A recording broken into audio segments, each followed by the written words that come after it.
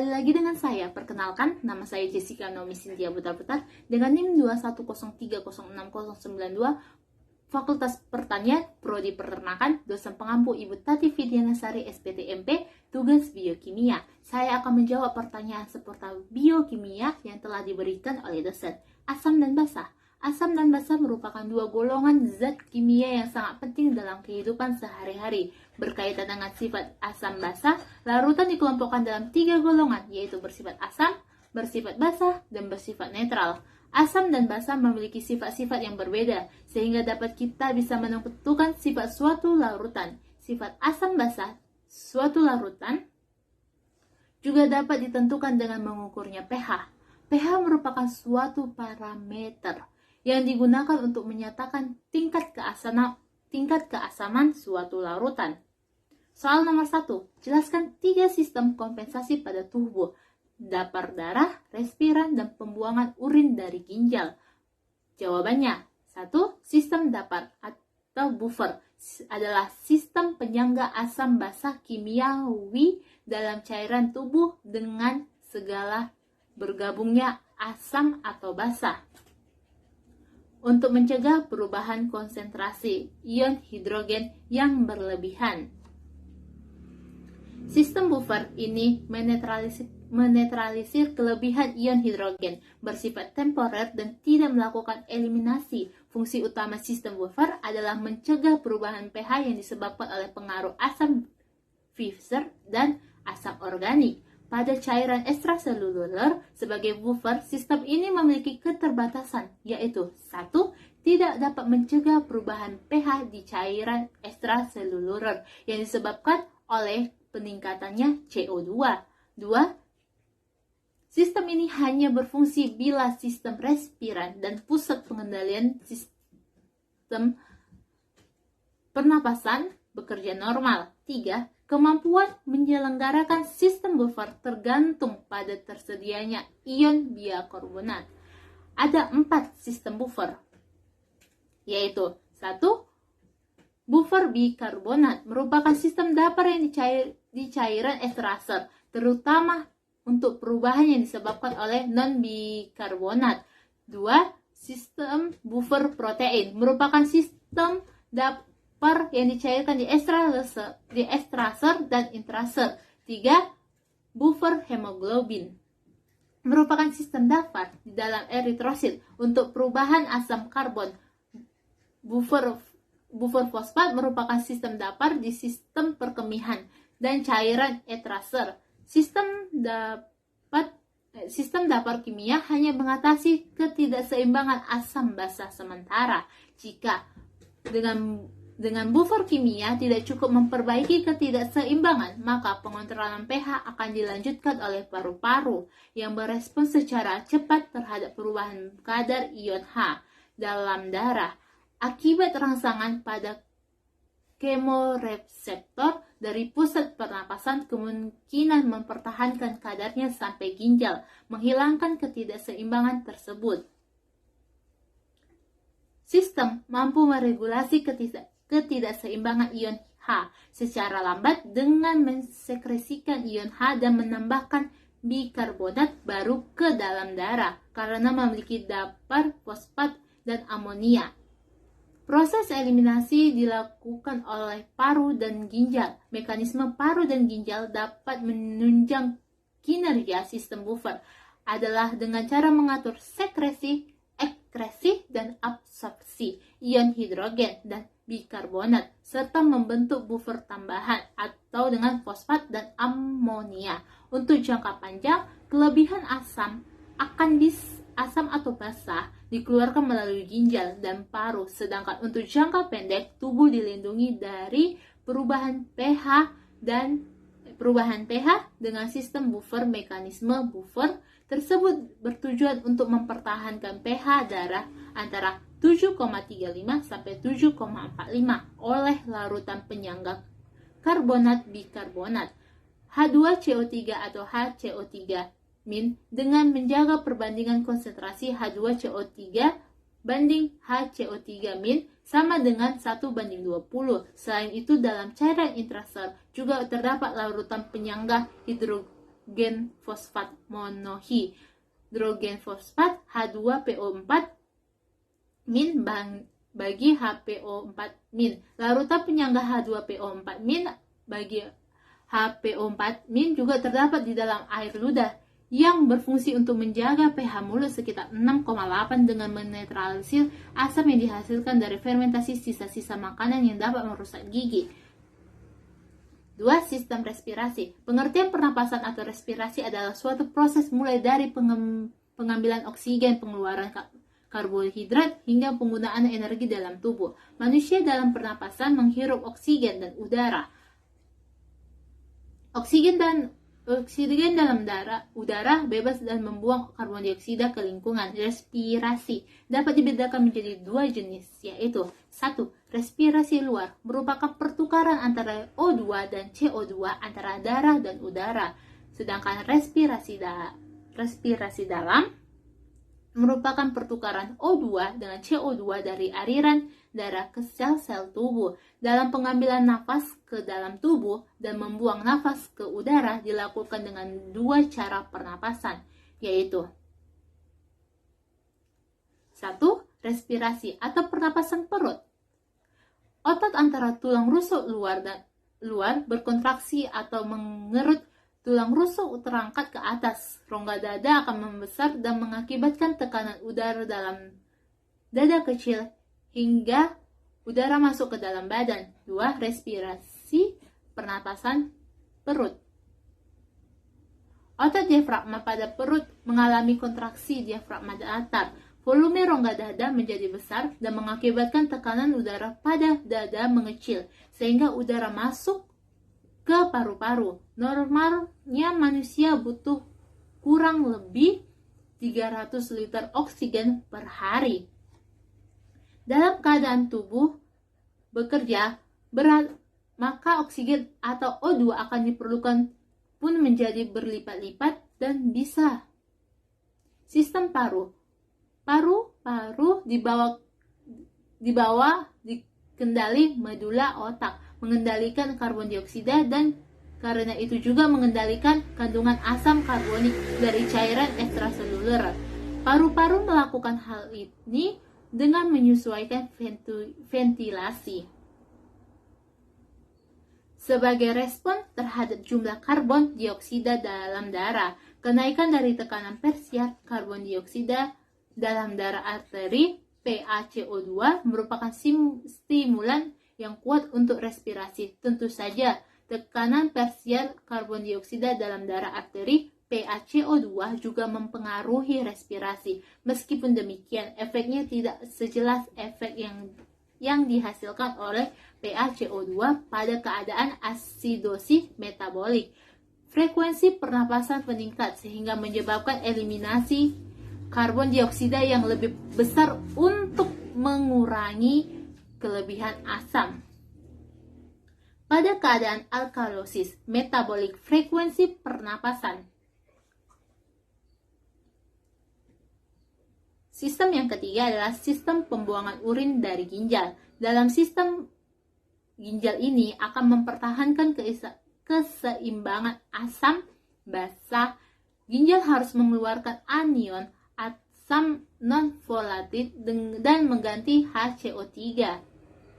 Ginjal mengatur keseimbangan asam basa dan sekresi dan reabsorpsi ion hidrogen dan ion bikarbonat. Pada mekanisme pengaturan oleh ginjal ini berperan 3 sistem buffer: asam karbonat, buffer fosfat, dan pembentukan amonia dan ion hidrogen. CO2 dan NH3 diekskresikan ke dalam lumen tubulus dengan bantuan energi yang dihasilkan oleh mekanisme pompa natrium dan di basolater tubulus. Pada proses tersebut, asam karbonat dan natrium dilepas kembali ke sirkulasi untuk dapat berfungsi kembali. Tubulus proksimal adalah tempat utama reabsorpsi bikarbonat dan mengeluarkan asam. Ion hidrogen sangat reaktif dan mudah bergabung dengan ion bermuatan negatif. Pada konsentrasi yang sangat rendah,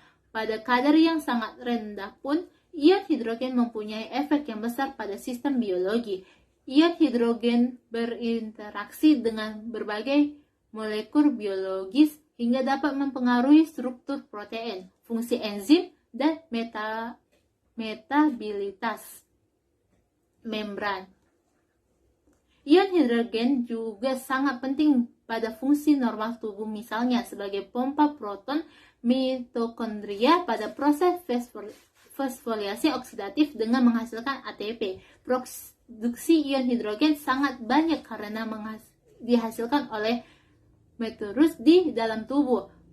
Diperoleh dengan pengeluaran ion hidrogen sangat bervarian tergantung diet, aktivitas, dan status kesehatan. Ion hidrogen dalam tubuh berasal dari makanan, minuman, dan proses metabolisme tubuh. Di dalam tubuh, ion hidrogen terbentuk dari berbagai hasil metabolisme karbohidrat, protein, dan lemak.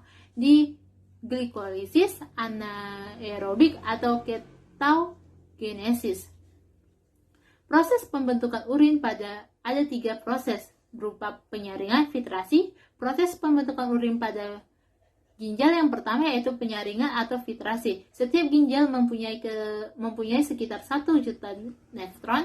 Tempat pembentukan urin sekitar 20% dari darah. Nantinya akan melalui ginjal dan disaring pada waktu tertentu. Proses inilah yang akan nantinya mampu membantu tubuh mengeluarkan sisa-sisa zat makanan. Sisa-sisa metabolisme. Proses tersebut juga bisa membantu menjaga keseimbangan pH, cairan, hingga kadar darah dalam tubuh. Filtrasi terjadi di bagian marfiri yang berupa glomerulus dan kapsul Bowman.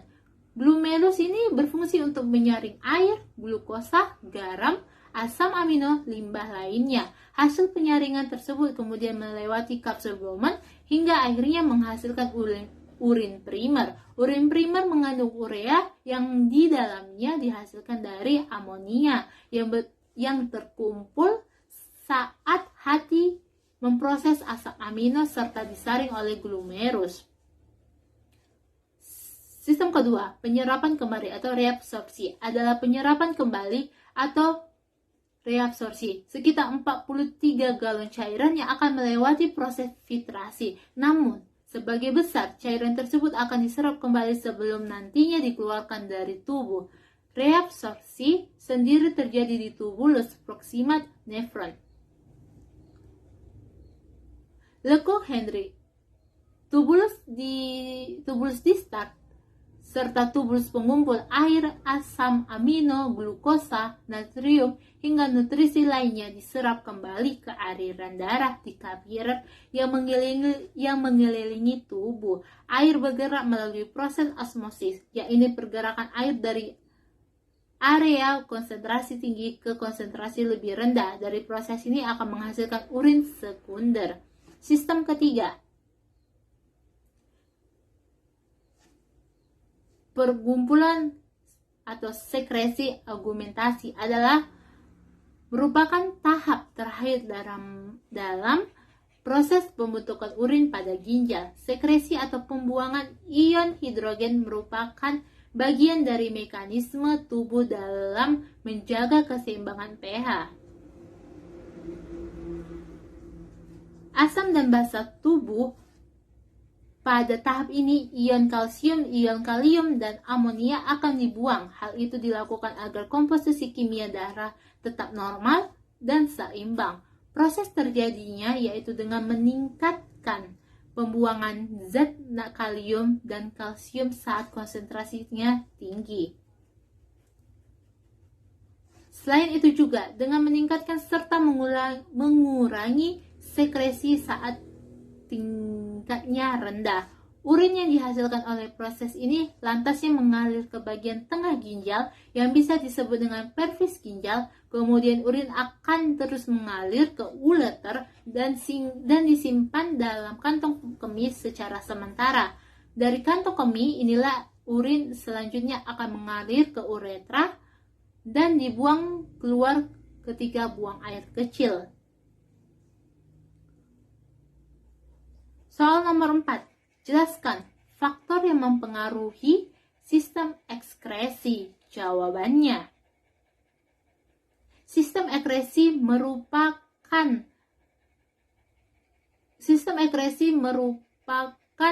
pengeluaran limbah hasil metabolisme pada organ hidup. Zat sisa metabolisme yang harus dikeluarkan antara lain karbon dioksida, CO2, urea, air, H2O, dan amonia, NH3. Kelebihan vitamin dan zat warna empedu organ pengeluaran zat sisa pada manusia merupakan ginjal, kulit, paru-paru, dan hati. Setiap organ mengatur metabolisme untuk sistem ekskresi, memiliki suatu faktor pengaruh seperti pada kulit, pembentukan dan pengeluaran keringat dipengaruhi oleh faktor hormon ADH, cuaca dan lingkungan di sekitar. Bahkan organ ekskresi itu pun memiliki beberapa gangguan atau penyakit. Apabila organ-organ metabolisme itu tidak berfungsi secara dengan baik, maka akan mempengaruhi sistem kerja metabolisme pada tubuh.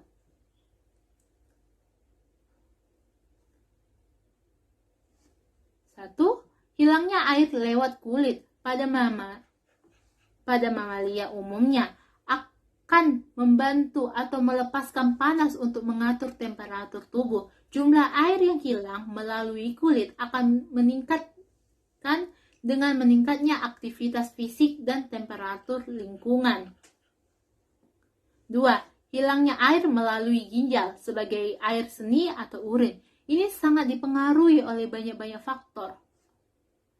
Pakan yang kadar protein dan mineral yang tinggi akan meningkatkan hilangnya air melalui air kencing. Di samping itu juga meningkatkan mineral natrium dalam tubuh. Akan banyak air yang akan diabsorpsi sehingga menimbulkan odema pada otak dan asites atau terlalu banyak cairan dalam rongga tubuh. Hasil akhir dari metabolisme protein adalah urea yang merupakan racun bagi saluran kencing. Jadi, untuk mengencerkan diperlukan air sampai konsentrasi yang tidak berbahaya. 3. Hilangnya air melalui pernapasan. Hampir 40% pada unggas. 4. Saluran pencernaan. Bentuk pakan akan susunan pakan mempunyai pengaruh nyata. Contohnya, pakan serat mempunyai sifat pencahar yang menyebabkan banyak air yang keluar bersama feses. Ekresi kotoran sapi lebih basah dari kambing. 2.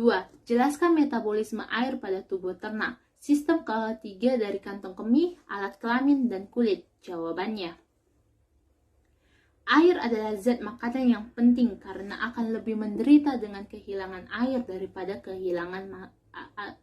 kekurangan makanan. Air menyusun kira-kira 75% dari jaringan-jaringan yang bebas lemak di dalam tubuh, dan air merupakan bagian yang langsung dari semua jaringan lunak di dalam tubuh. Fungsi air di dalam tubuh sebagai berikut, yaitu 1. Air berfungsi untuk mengetahui sebagai substansi yang mempunyai keistimewaan sebagai penghantar panas yang sangat baik, yang sebenarnya sangat diperlukan di dalam penyebaran panas yang dihasilkan dari reaksi kimia dalam proses metabolisme. 2. Air sebagai medium untuk aktivitas metabolik. 3.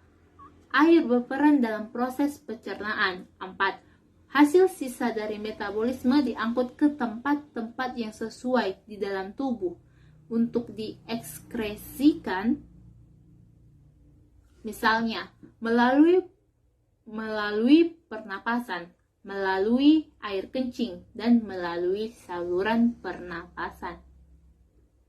Di dalam tubuh ternak memulai untuk minum air itu dari mulut, lalu diteruskan ke tenggorokan, lalu ke organ ekresi, yaitu ginjal di dalam tubuh. di dalam tubuh makhluk hidup memiliki 2 ginjal yang berada di bagian belakang atau posterior dari tubuh, lebih tepatnya adalah bagian posterior dari rongga abdominal atau rongga perut. Hal ini diletakkan di setiap sisi dari belakang. Ada 2 terletak di setiap sisi tulang belakang. Pada bagian paling bawah dari tulang rusuk naik ini adalah ginjal berbentuk seperti kacang. Ada 2 buah ginjal terbentuk seperti kacang yang berukuran sekitar 10-12 cm. Jadi ini adalah ginjal yang pertama dan ginjal yang kedua. Ingat, dalam proses pembentukan urin dimulai dari proses filtrasi, yaitu proses penyaringan darah yang kemudian menjadi filtrasi, kemudian diproses sedemikian rupa sehingga menghasilkan urin yang diekskresikan keluar tubuh.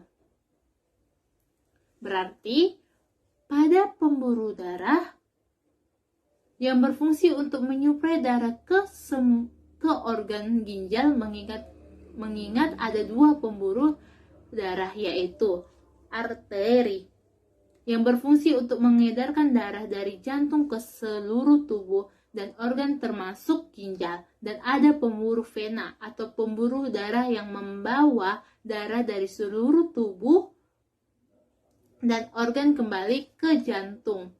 Ada 2 pembuluh darah, ada pembuluh berwarna merah dan ada yang berwarna biru. Yang berwarna merah merupakan arteri yang merupakan nomor 1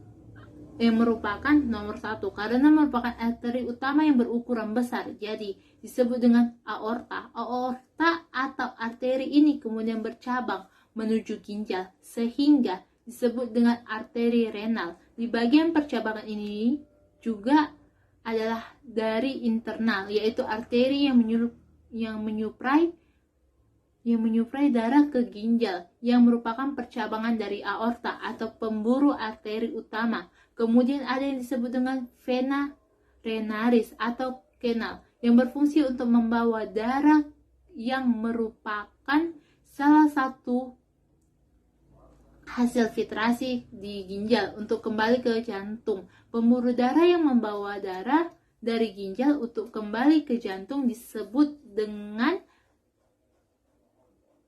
vena atau percabangan vena dari ginjal menuju vena cava posterior. Jadi, ini adalah vena cava posterior, yaitu vena utama yang membawa darah dari organ termasuk organ ginjal yang terletak di bagian posterior tubuh ginjal. Kita mau kembali pada ginjal. Nah, ini akan terdapat suatu saluran yang membawa urin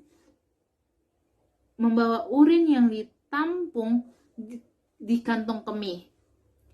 Saluran itu berasal dari ginjal. Dari ginjal ini ada 2 saluran yang disebut dengan saluran ureter yang membawa urin yang terbentuk dari ginjal ke kantong kemih.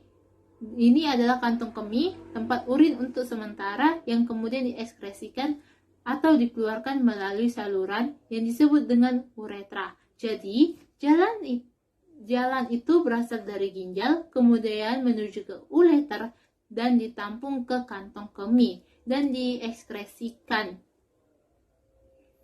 keluar tubuh melalui suatu saluran yang disebut dengan uretra. Peranan kimia dari air yaitu 1. Penambahan oksigen atau pengurangan hidrogen atau oksidasi.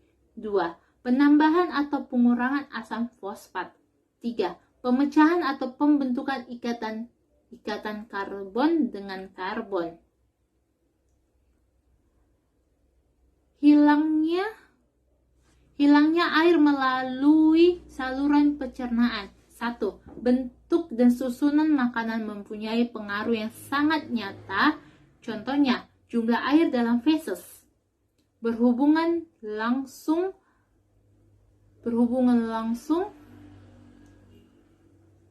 dengan jumlah feses. 2. hilangnya air dalam perut lebih rendah dibandingkan air yang disekresikan dari tubuh ke dalam saluran pencernaan melalui cairan pencernaan.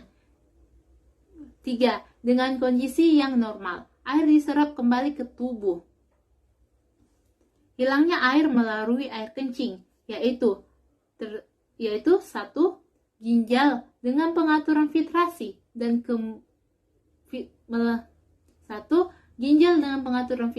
dan kemudian proses penyerapan kembali dapat mengurangi hilangnya air menjadi seminimum mungkin atau dapat menambah besarnya pembuangan air.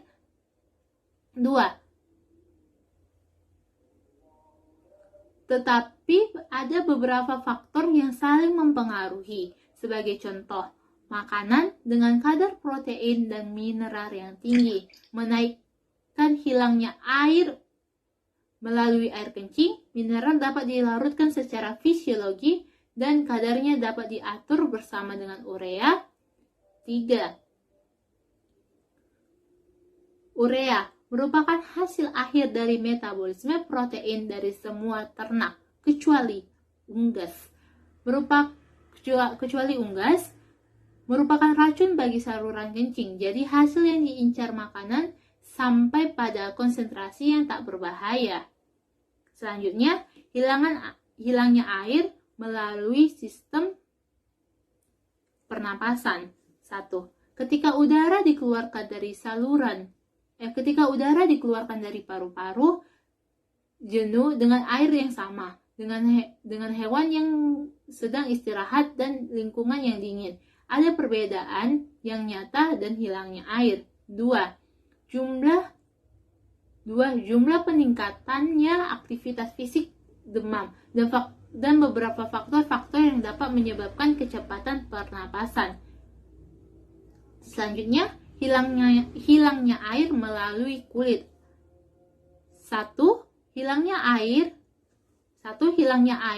keringat menggambarkan bahwa ada kegiatan yang turut hilang pada penguapan air dari kulit yang terlihat sebagai 2 perum, jumlah peru dan air yang hilang dalam penguapan akan bertambah jumlahnya dengan aktivitas fisik dan temperatur lingkungan yang tinggi.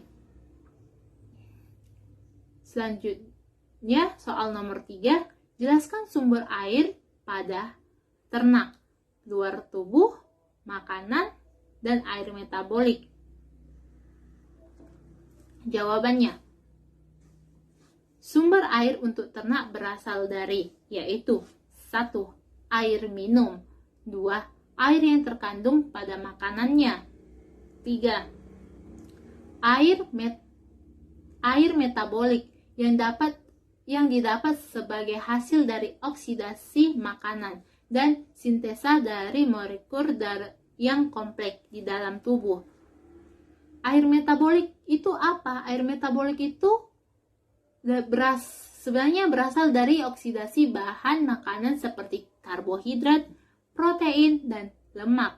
Jumlah air metabolik tergantung pada kecepatan metabolisme seseorang.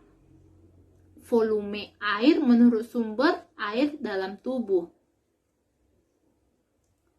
Contohnya, seperti C6H12O6 tambah 6O2, CO2 tambah 6H2O. Dalam metabolisme protein dan lemak, air metabolik yang dihasilkan 42 dan 107 dan dalam kondisi tertentu seperti musim dingin, air metabolik dapat memenuhi kebutuhan ternak yang tidur pada musim dingin. Dapat mempengaruhi timbunan lemak untuk persediaan kebutuhan energi, dan air metabolik memberi cukup air untuk memenuhi air yang hilang dalam proses pernapasan dan penguapan. Air metabolik dipenuhi dari bahan makanan yang mengandung hidrogen, glukosa yang menghasilkan 60% air, sukrosa menghasilkan 57,9%, dan pati menghasilkan 55,5%. Nomor 5. Bagaimana cara menghitung air metabolik pada pakan? Dapat kita lihat dari data tabel yang tersedia.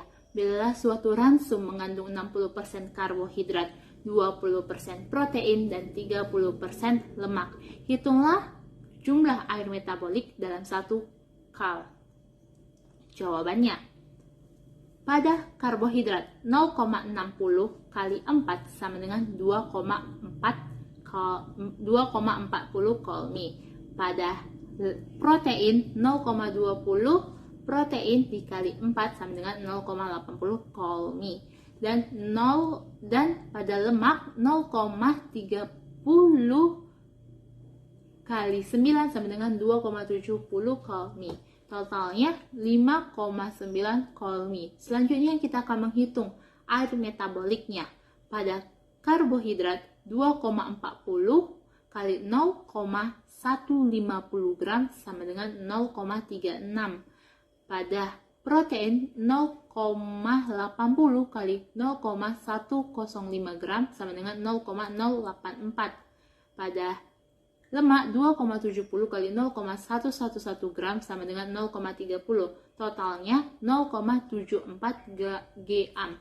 Jadi setiap kali akan dihasilkan 0,74 bagi 5,9 sama dengan 0,13 gram. Jika konsumsi manusia terhadap bahan pakan 2.500 kal, maka energi air metaboliknya adalah 2.500 kali 0,125 sama dengan 312,5 adalah jumlah air metabolik yang dihasilkan setiap 1 kali energi.